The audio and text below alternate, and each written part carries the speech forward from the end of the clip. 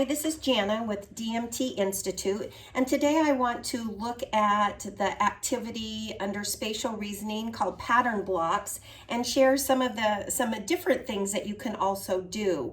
So the progression of the pattern blocks, as you see on the screen here, we have a figure of a fish and we see the outline of those blocks. So the first thing would be, can your child compose or put together that shape using those different pattern blocks?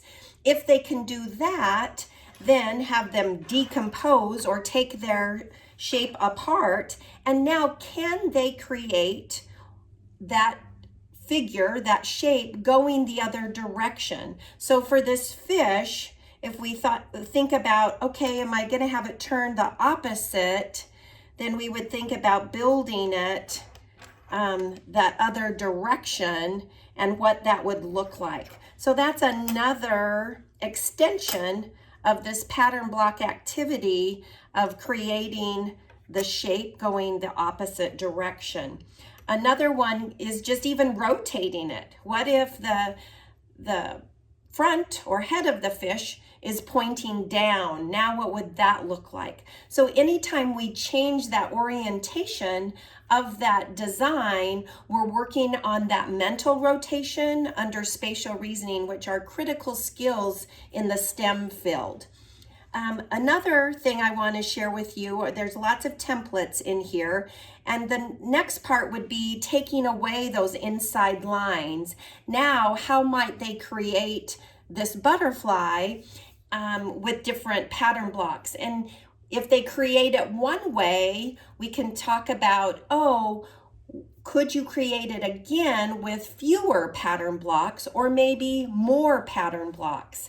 Another piece is bringing in that language of them talking about, if we go back to that fish, let me get back to that, talking about, oh, I composed this fish with 7 pattern blocks. And depending on your child, do they know the names of the shapes? They could talk about, I used 3 red trapezoids, 2 orange squares, and 2 tan rhombuses.